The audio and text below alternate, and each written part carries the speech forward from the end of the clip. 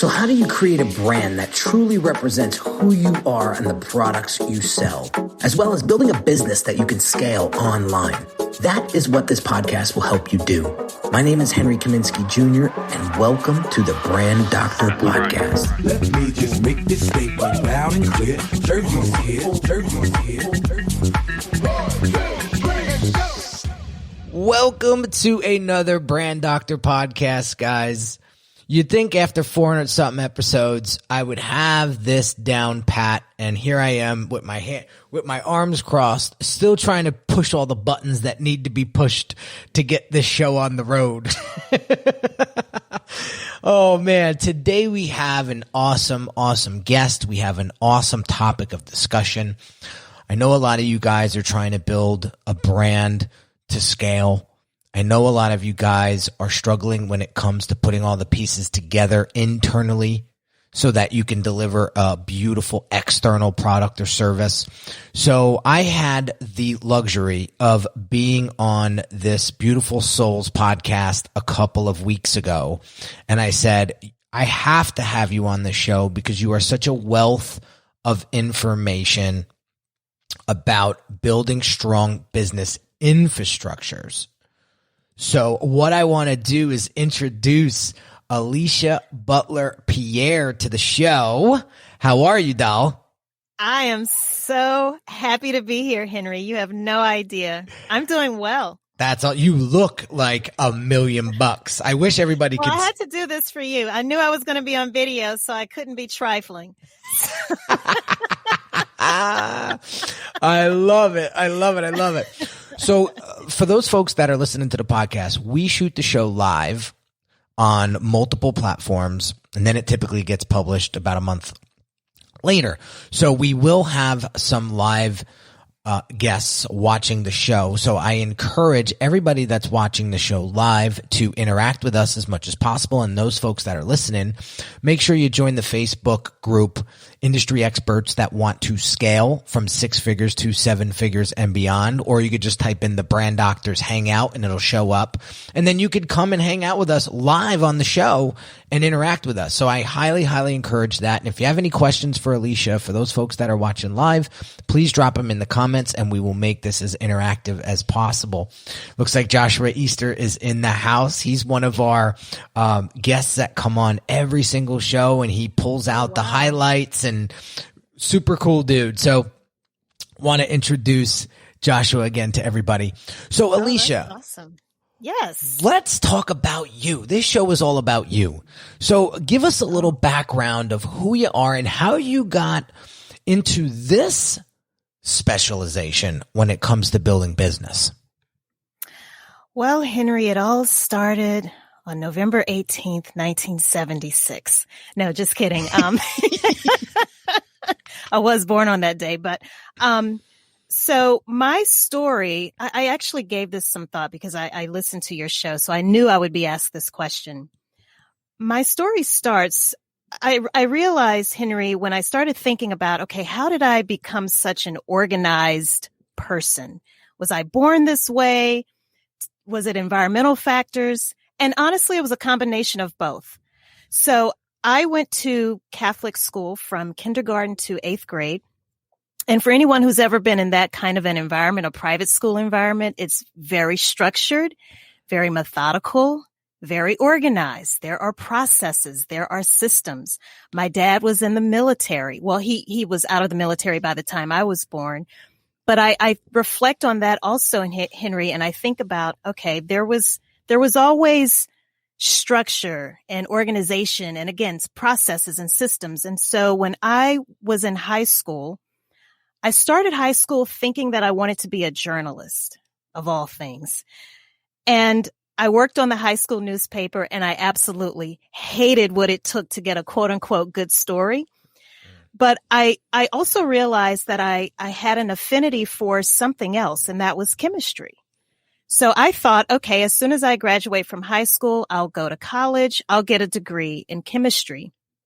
And thankfully, I had a chemistry teacher who saw something in me that I didn't see in myself. And when she learned that I was going to pursue a degree in chemistry, she said, well, you would have to get to the PhD level before you would really start to make some money. But if you were a chemical engineer, you could finish school, undergrad, right out the gate, start making really good money. So I became a chemical engineer. I wish there was a sexier version of that story. And I wish I could tell you, well, I always had a burning desire to be an engineer, but that's not true. I did it because I wanted to make money. But here's what chemical engineering taught me.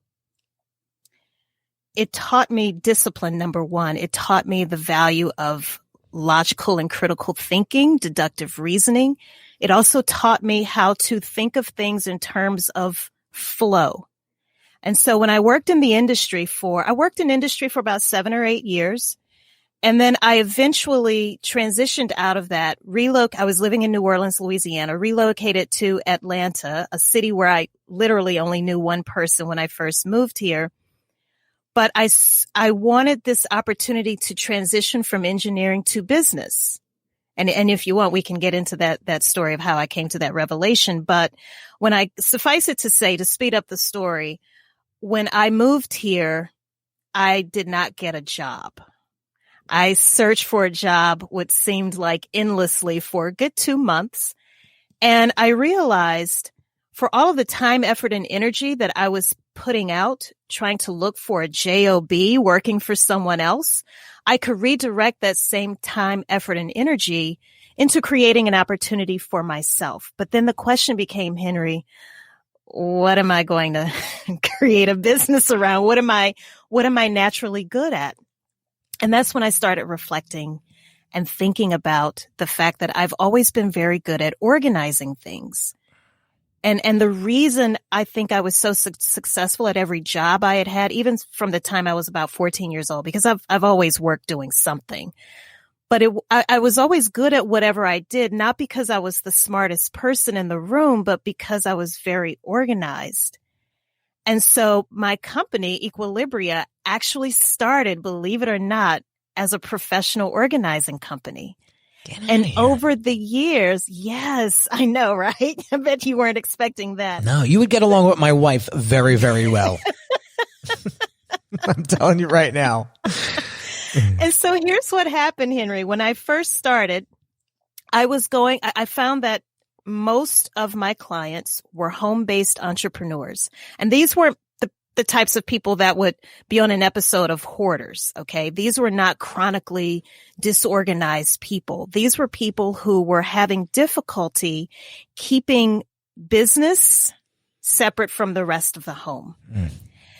And what they needed were processes and systems and what eventually I coined as business infrastructure. And over the years, Henry, it has evolved and morphed from being a professional organizing company to a company that provides business infrastructure.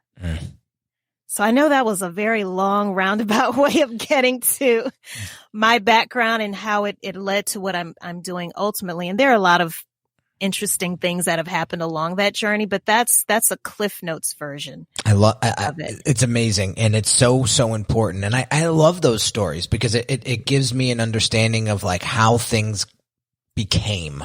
And when it comes to branding, that's very, very important. People want to know how and how you're doing what you're doing and why you're doing it. Right. And so, Josh just said from what you were saying before that that is the power of a good mentor who sees your potential and knows some paths that you can take. And then he says, redirect the same time, effort, and energy from a job to creating something for yourself. Yeah. I mean, listen, who I would rather be my own boss, honestly. I would rather be my own boss in many, many ways. And look at 14 years later, I'm still rocking out. So I want to get into some of the tactical stuff and some of the in-depth stuff that you help your clients with when it comes to building business infrastructure, and maybe highlight some of the things that people skip that come back and bite them in the butt later on. But we have a quick little message before we get into that. If you're a business owner who feels your branding isn't truly representing the value that you deliver, check out this free video training that will help you level up your brand's messaging and online presence so that you can start attracting higher quality clients. Visit www.uniquedesigns with a Z at the end, not an S, .net/level up my branding.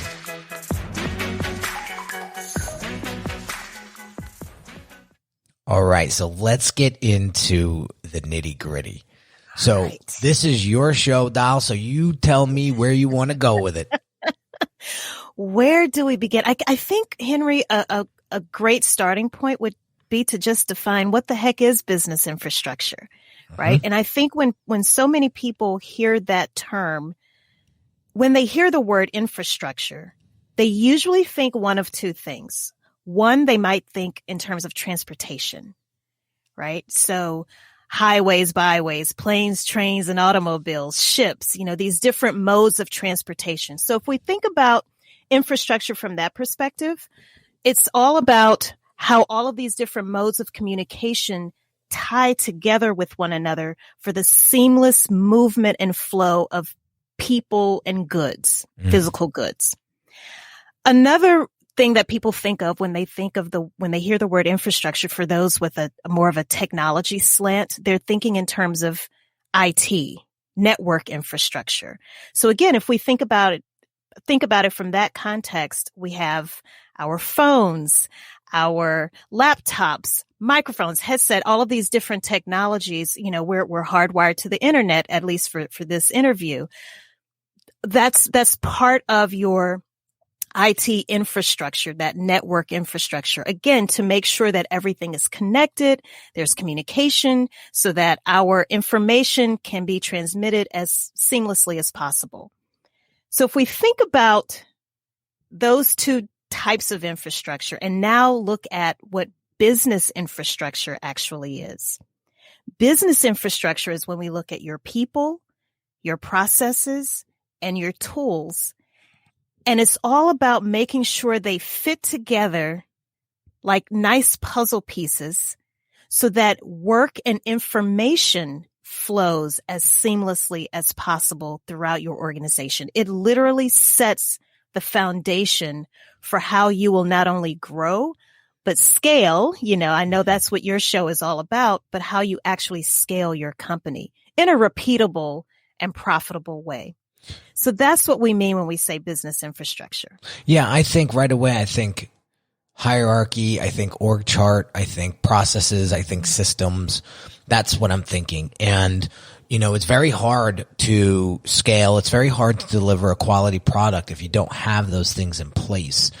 And no matter if you're building a brand or you're building a product or you're building some sort of service-based business, it doesn't matter. Without this proper infrastructure, you're not going to be able to deliver. I've fell down a few times not having the proper infrastructure in my business. I launch a new service. People buy it like gangbusters, and then I can't deliver because the infrastructure gave out, right? So talk to us about some of the common mistakes business owners make. You actually just you stated that so beautifully and so eloquently, because that is probably, honestly, Henry, the majority of us when we start our business owners. Because think about us as entrepreneurs and the characteristics and attributes that make us the people that we are, the risk takers that we are, the people who dare to say, I'm going to be my own boss. We're visionaries. We think at a very high level. We're forward and future, we're forward thinking. We can see into the future. We don't want to get bogged down into the details. Are you kidding me? Now, some of us, we may, if we, depending on where our strengths are, like me, I like that. I can get into the trenches, into the nitty gritty, but I also like to think at that very high level as well. One of the first mistakes that business owners make is, to your point, you don't have things in place. That infrastructure does not exist. And what you stated it again perfectly. It's what does your company look like on the inside in terms of departments? What are the tasks and activities that have to be performed within those departments? Who are the people, ideally, even if you don't have those people in place right now, who are the people ideally who should perform those different activities within each department? What are the processes so that as you start to hire and build up your team, those people will not only know what work needs to be performed, but how to actually perform that work. It's about your records management systems, whether those records be stored digitally, physically, a combination of the two. It's all of those things, all of the details, the stuff that people say isn't sexy. See, what you do is sexy, Henry, right? It's beautiful design and branding and graphics, and that's what people see. That's what customers see. But the stuff you and I are talking about right now is the operational side, the behind the curtain stuff. The organs. Yes, the organs, the things that your customers may not necessarily see, but they will definitely experience. We can all think of, a bad customer experience, for example, where you may patronize a particular business and then all of a sudden the quality just seems to drop. And you don't know why. You don't know that there's turmoil and turnover behind the scenes amongst employees. You don't know that they decided to not upgrade in a particular technology. You just know that as a customer, wow, they've gone to the dogs. It used to be great and now all of a sudden it isn't. Or Henry is telling me about, he's just released this new product or service. I'm going to his website and the website has crashed. So I love what you said also about being able to deliver, because that's always the distinction that I like to make between marketing and operations. You can't have one without the other. They're both very important. Marketing is about the promise that you're making, right, to your customers. Operations is how you are actually able to deliver, or can you deliver on that promise? So that's why it's so important. People don't look at it because, again, it's the details. And some people, the argument might be, especially for a startup, well, I don't know what I don't know. It's like asking me to write a business plan and to create this financial forecast. I'm not a mind reader. I'm not a fortune teller. I don't know what's going to happen in the future. But my argument against that is to at least start thinking what needs to be done. What am I currently doing? And at least get that documented. It's going to change. It will evolve. Henry, I'm sure your company, and I know your story, I know the company isn't the same as when you started 14, 15 years ago. Same thing for me. Mine started as an organizing company. Yeah. But the point is, you and I at some point both realized if I don't start getting things out of my head and getting it onto paper, and when we say paper, of course, that can be electronically as well. But the idea is to get the information out of your head and into a format that can easily be shared with other people. Yeah. And that's where we go wrong, because we think it has to be perfect right out the gate and not understanding that it's a work in progress. It will never be final. It will never be finished. It will never be perfect. But the idea is to just get it documented. It's so important that you do that step. Here's an even more important step, especially if you're an entrepreneur that has a little bit momentum behind you. You've generated revenue. You're scaling slow, but you're seeing the momentum, and you're starting to feel some of that stress. You're starting to feel some of that buckle. It's not about you trying to do it all yourself. This is why I had Alicia here today, is because it's not how to get it done. It's who can help you get it done. When I was going through my growing pains, I didn't know where to even start, right? Russell Brunson at the time was telling me, yeah, you got to replace yourself. You got to build your team. But yeah, that's high level advice, right? I mean, that's surface level advice. Like, okay, I get it, but how? Who do I hire first? What do I tell them to do? How do they do it? Right? And I remember hiring my first project manager, and we got on a Skype call, and she goes, "What do you want me to do this week?" And I said, "I don't know, project manage." And she like looked at me like a deer in headlights, and she was like, "Well, what does that mean?" Right? And I thought you were the one to do all of this for me. And she says, "No. So you're telling me you don't have any processes in place for me to even do anything?" I said, "No." She says, "Okay." No. So she helped me do it. But what we did was we brought in an expert like yourself, and he literally outlined the entire process for me, from onboarding a client to sending that client off with the solution, with the end result. Right. And it was tedious. I got to tell you, it was 90 days worth of work. It was for me, like you mentioned before, we're the forward thinkers. I'm the doer. I'm the guy that wants to get out there and just do. It was like nails to a chalkboard for me. Yeah. Right. But I muscled through it because I said, this is going to help me deliver a better product, a better service. It's going to deliver a better experience for my clients. So we had the base level model, if you will, of my process. And we had a few clients come through. And then what happened was there was a bunch of clients that came through at the same time, and the process buckled.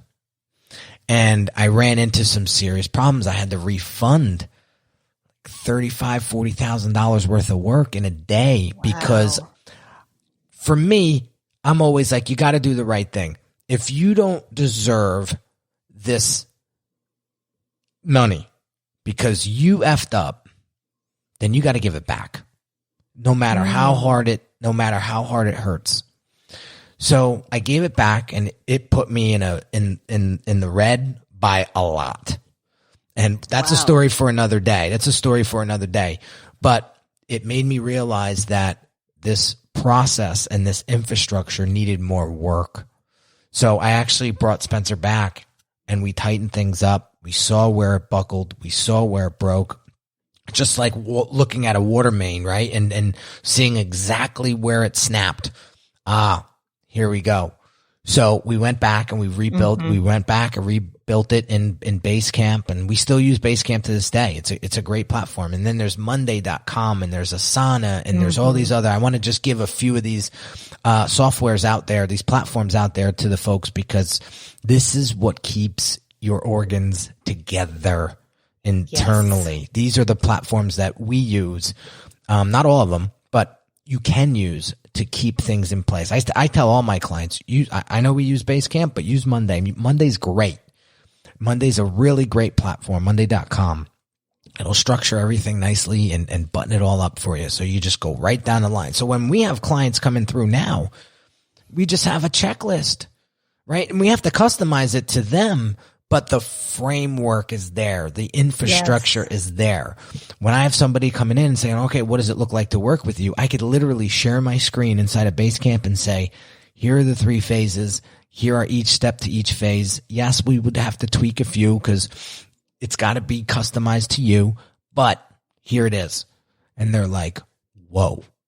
So and isn't that a great feeling? It's tremendous. Mary? That's why I want to get it out there and tell people how important it is. Don't make the same mistake I did and half-ass this and then have it come back and blow up in your face, and then you got to refund all this money, or you got disgruntled clients that are going to go tell 15 people each that, you suck, right? I don't want to see that happen to you. So this is so important. So important.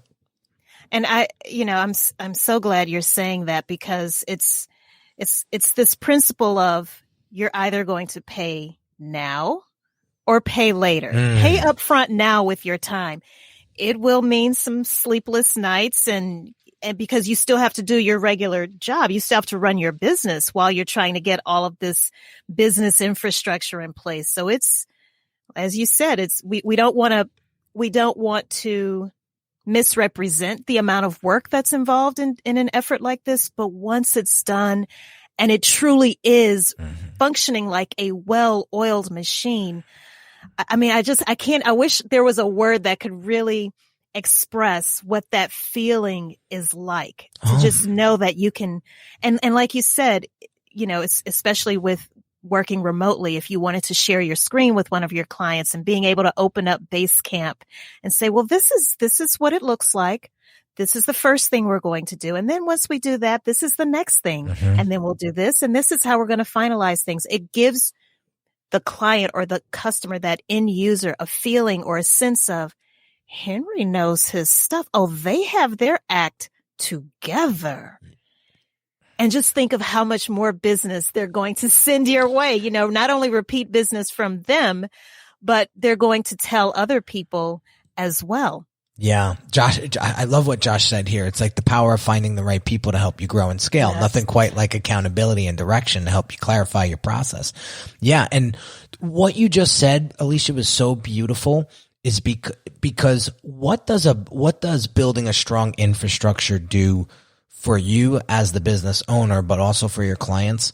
It builds trust and it builds confidence, not only in you, but it builds confidence in your client. When they see that you have put this effort into your business and the experience that you're delivering to them, it makes you become the obvious choice even more. So when we're building out brands for clients, we're going through the brand strategy, we're going through the marketing strategy, but the business acceleration part of what I do for my clients is heavily involved around in giving them at least the direction of building an infrastructure. We don't do what you do. We don't. But we make it a point to highlight the importance of what it is that you do. And I am happy to send folks your way when I have a client that needs your help, because I know that you'll take care of them, and I know that you know your stuff. So I am hoping, looks like Charles Starr says, beautiful stuff. Thanks, Charles. I appreciate you, man. Charles. That's awesome. Yeah, we got some cool stuff here. And then, again, if you have any questions for Alicia, we're going to start to wrap up a little bit. But if you have any questions for Alicia regarding this topic of building a business infrastructure, drop them in the comments and we'll get to them. So we're going to change gears a little bit here. I have, guys, you know what I do towards the end of the show. I love the fun questions. It brings out people's personalities and I just love it. So I pulled literally randomly three cards from the deck. So let's start with this one, Alicia. All right. Who or where would you haunt if you were a ghost? Oh, that's so funny because I've been haunted by ghosts. What? Yes, that's a whole nother podcast. Sarah Blakely. Wow. Founder of Spanx. Why so? She's all about operations. I met Sarah when I was in that period when I first relocated to Atlanta and I was trying to figure things out. I happened to go to a conference and she was one of the speakers. And this was before she became a billionaire. So humble, so relatable, so easy to talk to, funny. And I remember going up to her after her speech and I told her that I was thinking about starting this professional organizing company and what I plan to do differently with it. And she was like, that's a great idea. And ever since, I've just been following her progression, and to see where she is now, that was 16 years ago. Wow. To see where she is now, it's amazing. So yes, I would totally haunt her. That's awesome. That's awesome. Okay. Question number 2. You ready? Okay. Yes. What's something I would never guess about you? Oh, so many things. You would probably never guess. Well, let me think about that. You would never guess that I'm into astrology and numerology. Very cool. Very cool. What is your sign? I'm a Scorpio. That's my sun sign. And my moon sign is Libra, which is interesting because the word Libra is in the name of my company, Equilibria. Interesting. And that was before I even had a birth chart analysis. I've always been attracted to symbols of balance. Look at that. And it's taken you right to where you need to be today. That's right. Oh, that's amazing. Not for nothing. I am very interested in spirituality myself. And like, I know that there's a higher, I know that there's other stuff going on in our life and in our world that we don't see.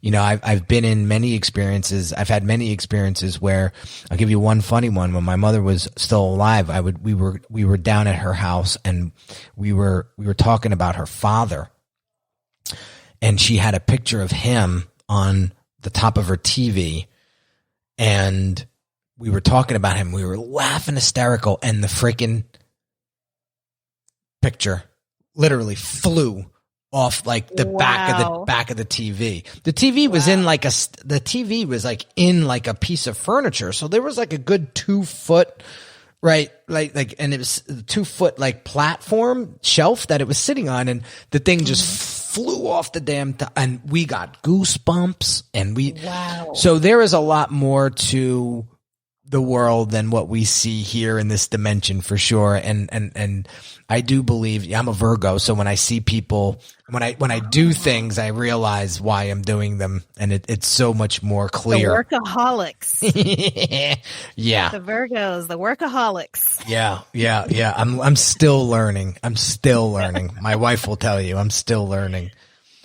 All right. Last but not least, what's the most awkward thing that happens to you on a regular basis? There's so many awkward things that happen to me regularly. Well, pre-COVID, when we could, just freely be out and about, a lot of people don't think that I'm as old as I am. So they can speak to me not as though I'm a child, but people there are a lot of people who tend to speak to me in a very condescending tone, or a, she's, because we've never seen each other in person, but I'm short. I'm 5'2". I have a small frame. And so, I just wait for people to go and Google me, Henry. That's always fun when people meet me and they're like, oh, she's whatever, Alicia. But then, they go and they look you up and they're like, oh, yeah, Alicia, darling, let's meet for tea. The whole situation changes. So that's definitely something that I encounter quite a bit. Don't you love that part of yourself? Like I have a similar thing that goes on as well, but isn't that such a Jekyll and Hyde isn't the right word, but isn't it just it's such a surprise? Yeah, because you and I aren't, we don't put on any airs like some people would, and so some people, they don't know how to take that. And then when they go and they look you up and they see all of the great things that you've accomplished, like I have to tell you, I see Russell, every time I see a ClickFunnels anything, I think of you instantly, but I'm like, oh, Henry's company probably designed that, and, I can tell people like, I know Henry, and he's done a lot of work with ClickFunnels, and he's this and he's that. But people wouldn't, and I think that goes back to why I like Sarah Blakely so much, because she still has personality. She hasn't lost who she is. Yeah. Even though she's now a billionaire. So, I think when other people, especially the imposters who are out there, who, try to put on a front and misrepresent themselves, it's shocking when they come across people like us who don't have to act or behave that way. We just are who we are. And we just leave it up to you to go and look us up. Yeah, they typically stay at bay. I've realized over the years. Yes. They typically keep a real long arm's length away from folks like I've seen it. I've seen it. I've experienced it. And you know what? That's great. That's the personal branding that I want to build and keep as my what's the word, force field, if you will, right? And it's so that's amazing. I love it. You're like my wife. She's like 5 foot nothing too, and she's a bad woman in a good way. That's right. You don't want to. You do not want to get on Tori's bad side. That's right. But I love that, and it's funny. I get that a lot too. Like I'm fully sleeved. I have tattoos down to my wrists on both arms. I'm bald. I have a Jersey accent that's strong, and I'm not very tall, but and people think I'm this like badass when they first see me in like the first 2 seconds, right? They're like, I'm not messing with that guy. Look like you just got out of jail. Right. And then they come in and they see me on social media. They listen to the podcast. They hear my voice. And then again, my voice, deep register, like it's a completely different exterior than it is interior. But when people actually come in, it's a different experience, right? I was at Russell's event a couple years ago, and this guy comes over to me, and I'm talking with this other guy, and he kind of butts in, and he says, "You're Henry Kaminsky." I says, "Yeah." He says, I got to tell you, I thought you were the biggest a-hole when I first saw you on social media. And I was like, really? I said, yeah, I get that a lot, quite frankly. People do think I'm a big J.O. when they first see me for the first second, right? And the guy sitting next to me, the guy that I was talking to, looks at me and he says, "Henry, never say that again." And like, you could have heard a pin drop. And I was like, I felt like I was being like taught a lesson, and I was.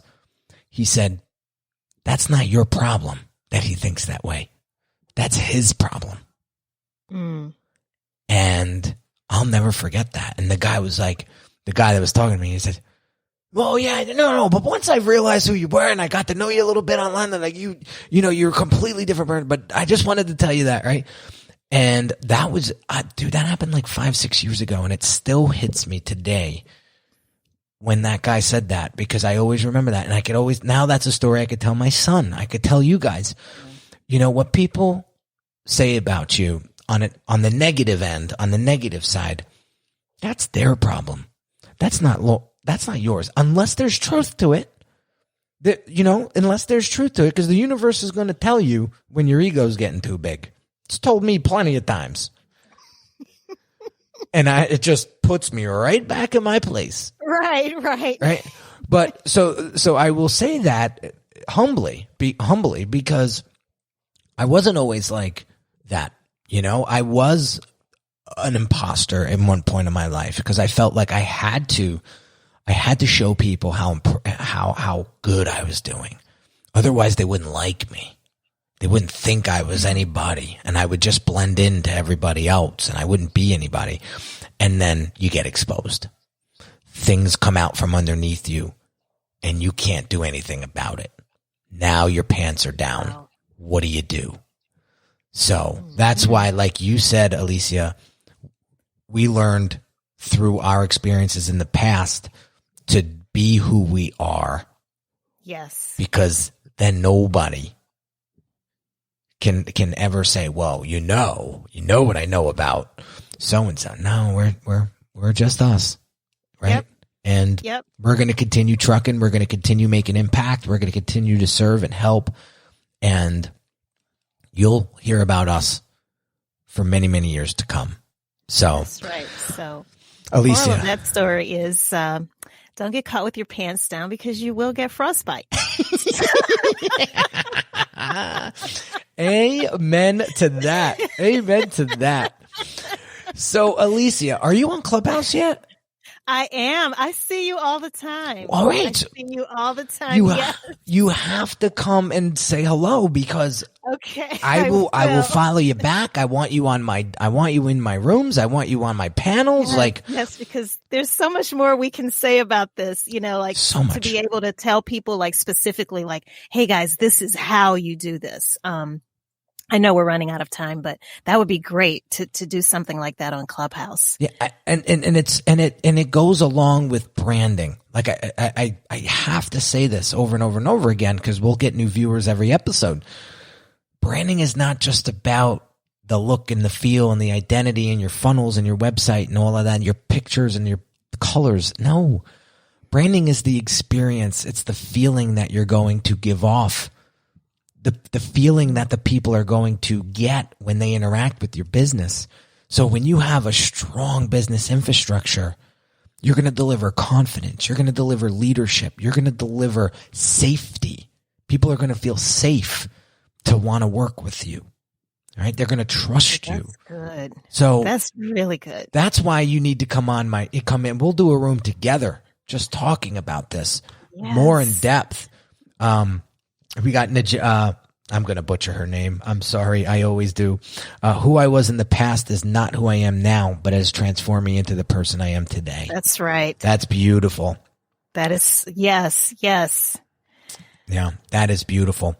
So, Alicia, where can everybody go to learn more about you? The best place is my personal website, because it's a hub for everything: my podcast, my book, my consulting business, all of my social media profiles. And that is Alicia Butler-Pierre.com. So that's ALICIA BUTLERPIERRE.com. And you'll see links to LinkedIn, Facebook, Twitter. We have to have an icon for Clubhouse. We do. We really do. Maybe your company, Unique Designs, needs to be you guys can design the official logo for Clubhouse. Yeah, because all start using the dude's head is not, and it changes. And it changes, right? Right. My wife was like, "Is this the founder's head? Is this the founder? Like, he's pretty badass. He puts himself as the icon." And I said, "No, they keep changing it. It was crazy." So yeah. I think they need to call the brand doctor, and we got to get him a legit logo. Yes. Oh, Alicia, I could go on for another hour and a half, 2 hours easy with you, but we got to wrap it up. Thank you so much for coming on today. Thank you. This was great. This was awesome, and I can't wait to continue to grow and build with you, because you're such a wealth of information, and you're so articulate, and you're so...